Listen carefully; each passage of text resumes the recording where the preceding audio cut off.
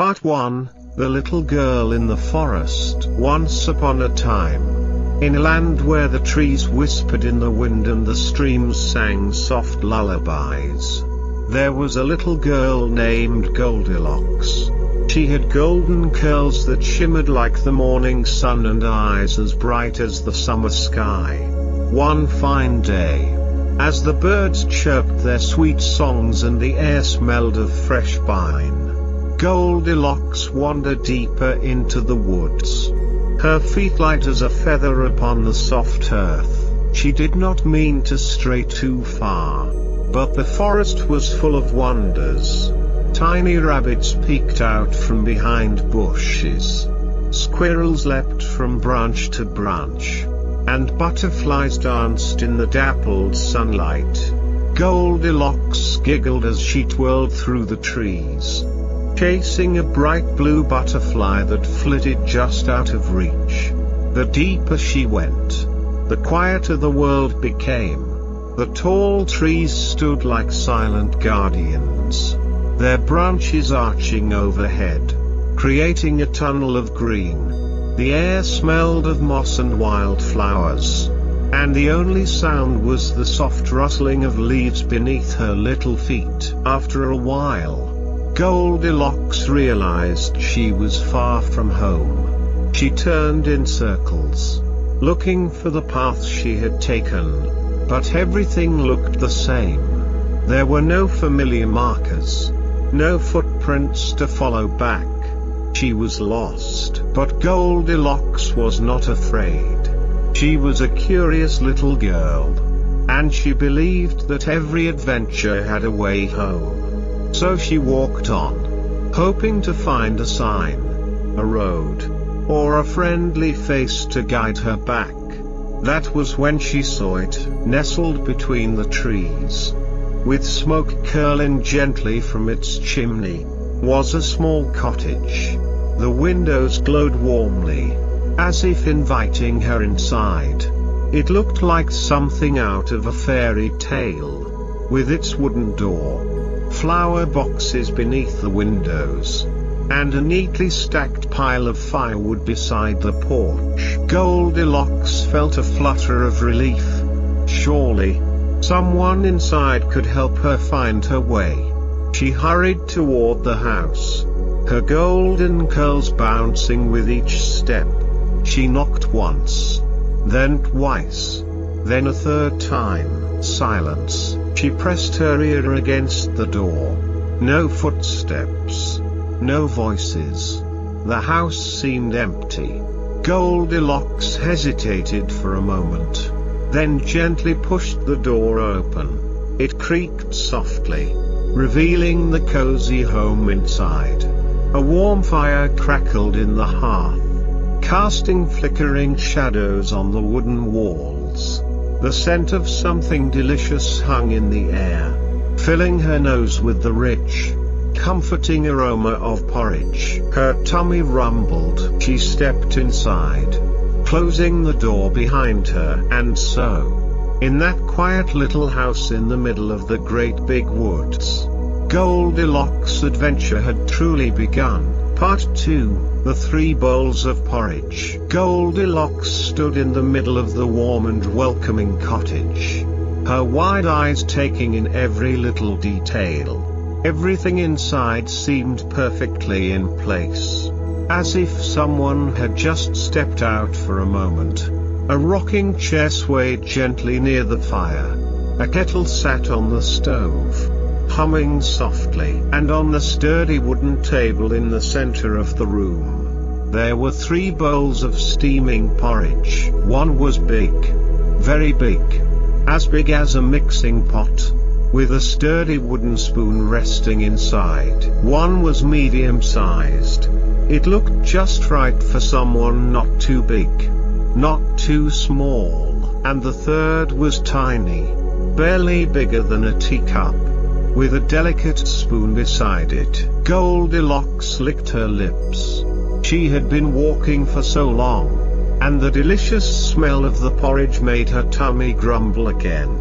Surely, No one would mind if she had just a little taste. She stepped forward and took the spoon from the biggest bowl. Carefully, she scooped up a bite and blew on it before placing it in her mouth. Ouch!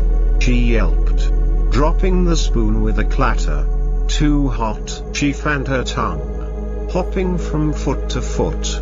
That porridge was far too hot to eat. So she moved to the medium-sized bowl. She picked up its spoon, scooped up a small bite, and took a taste. Her face scrunched up. Too cold, she murmured, shaking her head. It was nowhere near as warm and comforting as she had hoped. Then, she tried the smallest bowl. She carefully lifted the tiny spoon, took a little bite, and her eyes lit up. Just right, she whispered happily. The porridge was warm, creamy, and delicious. It was so perfect that she took another bite, and another, until, before she even realized it, the bowl was empty. Goldilocks sighed in contentment, patting her belly. That was the best porridge she had ever had. But standing so long made her legs a little tired. She looked around and spotted 3 chairs by the fire. One was huge, made of thick logs, with sturdy arms. One was medium-sized, with soft cushions and a woven back. And the last one was tiny, barely big enough for her. She smiled. Perhaps she could rest for just a moment before finding her way home. And so, she walked over to the chairs, ready to find the perfect one. Part 3, The 3 Chairs. Goldilocks climbed up onto the biggest chair first. She wiggled, trying to get comfortable. But it was much too big. The armrests were too far apart, and her feet didn't even touch the floor. This chair is too hard, she said, frowning. So she climbed down and tried the medium-sized chair. It was softer, and she thought it might be better. But when she leaned back, the cushion sank too low, and she felt like she was being swallowed up. This chair is too soft, she murmured. Then, she turned to the smallest chair. It looked just right. She sat down and let out a happy sigh. Ah, this chair is just right. She swung her feet a little, feeling perfectly cozy. But just as she settled in, there was a loud crack. The chair wobbled, then creaked, then snap. It broke into pieces beneath her. Goldilocks tumbled to the floor with a gasp, her golden curls falling in front of her eyes. She sat there for a moment, stunned, before brushing herself off. Oh dear, she whispered, glancing at the broken chair. Maybe I should rest somewhere else. Her gaze drifted to the wooden staircase at the back of the cottage. She yawned. Maybe if she found a nice bed, she could take just a short nap before heading home. And so, with sleepy eyes and slow steps, Goldilocks made her way upstairs. Part 4, The 3 Beds. At the top of the stairs, she found a cozy little room with 3 beds neatly lined up against the wall. The first was huge, with thick blankets piled high. The second was medium-sized, with a neatly tucked-in quilt. The third was tiny, with a soft, fluffy pillow that looked like a cloud. Goldilocks climbed onto the biggest bed, but the mattress was as stiff as a board. She rolled over and sighed. This bed is too hard, she whispered. So she climbed into the medium-sized bed. It was softer, but when she lay down, she sank too far, almost disappearing into the blankets. This bed is too soft, she mumbled sleepily. Finally, she climbed into the smallest bed. She pulled the covers up to her chin, nestled into the pillow, and let out a contented sigh. "Ah, this bed is just right," she murmured, and before she could say another word, Goldilocks closed her eyes and drifted into the deepest, dreamiest sleep. But downstairs, the front door creaked open. The owners of the house had come home, and they were not just any family. They were the Three Bears. Part 5, The Three Bears Return. In the heart of the forest, where the sun filtered through the thick canopy of trees, three bears were making their way home. There was Papa Bear, tall and strong, with a voice as deep as rolling thunder. There was Mama Bear, gentle and wise, with a warm smile and soft fur like a cozy blanket. And there was Baby Bear, small and curious, his bright eyes always full of wonder. They had gone for a morning walk while their porridge cooled, enjoying the crisp air and the scent of pine needles beneath their paws.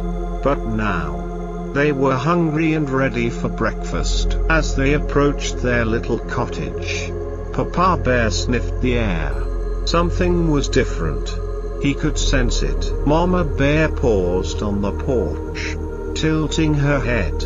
"Did we leave the door open?" she asked, her voice soft but cautious. Baby Bear's ears perked up.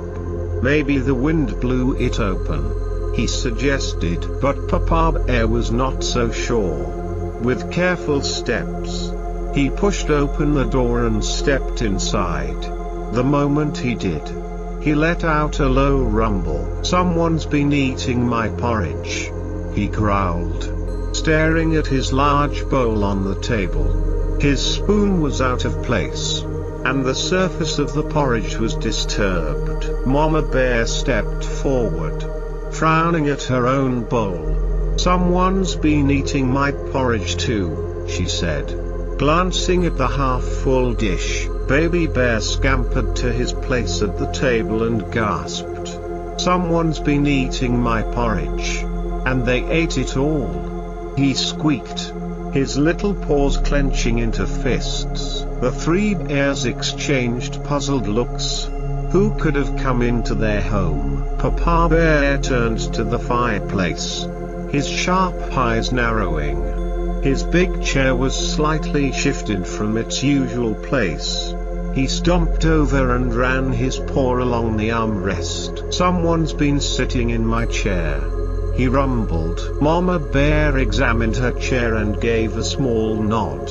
"Someone's been sitting in my chair too," she agreed. But Baby Bear let out a loud wail. "Someone's been sitting in my chair, and they broke it." The bears looked at the broken pieces of wood scattered on the floor.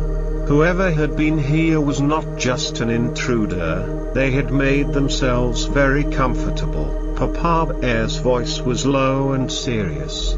"We must check upstairs." Quiet as shadows, the three bears climbed the wooden stairs. The floorboards creaked under their weight, but the only sound beyond that was the soft rhythm of breathing. Someone was asleep. Part 6, Goldilocks Wakes Up. At the top of the stairs, the bears peered into their cozy bedroom. The morning light streamed through the windows, casting golden patterns across the beds. Papa Bear stepped forward first. His large bed covers were slightly crumpled. His deep voice rumbled through the room. "Someone's been sleeping in my bed." Mama Bear smoothed her quilt with gentle paws. She noticed an indent in the pillows, just enough to tell her that someone had rested there. "Someone's been sleeping in my bed too," she murmured. But Baby Bear let out a tiny gasp. His little bed, the smallest of them all, was not just slightly disturbed. It was occupied. "Someone's been sleeping in my bed, and they're still here," he whispered. The three bears stood in stunned silence. staring at the golden-haired girl curled up beneath the covers. Goldilocks, lost in her dreams, had no idea she was no longer alone. Then, with a tiny sigh, she stirred. Goldilocks blinked sleepily, stretching her arms above her head. For a moment, everything was peaceful. The bed was warm, the pillow soft, and the forest air drifted through the window. Then, she turned her head, and met 3 pairs of eyes staring right at her. Her heart leapt into her throat. 3 bears, not stuffed animals, not gentle dreams. Real, living, breathing bears. With a yelp, she scrambled out of bed, nearly tangling herself in the blankets. Baby Bear jumped back, startled. Mama Bear took a step forward, holding up her paws. "Wait, little one," she began gently, but Goldilocks was already moving. Her feet barely touched the wooden floor as she darted past the bears, her curls bouncing wildly. Down the stairs she flew, past the broken chair, past the empty porridge bowls, past the warm fireplace. She threw open the front door and ran as fast as her legs could carry her. Papa Bear, Mama Bear, and Baby Bear hurried to the door, watching as the golden-haired girl disappeared into the forest. She was afraid. Mama Bear said softly, "I didn't mean to scare her," Baby Bear murmured, his ears drooping. Papa Bear stroked his chin thoughtfully. "She should not have come into our home without permission," he said. "But I do not think she meant harm." Mama Bear nodded. "Perhaps she was just lost." Baby Bear gave a tiny smile. "Maybe next time she will knock first." And with that, the 3 bears sat down together at their table. They poured fresh bowls of porridge, warmed by the fire, and enjoyed the peaceful morning once more. As for Goldilocks, she ran until the trees parted and she finally found the familiar path home.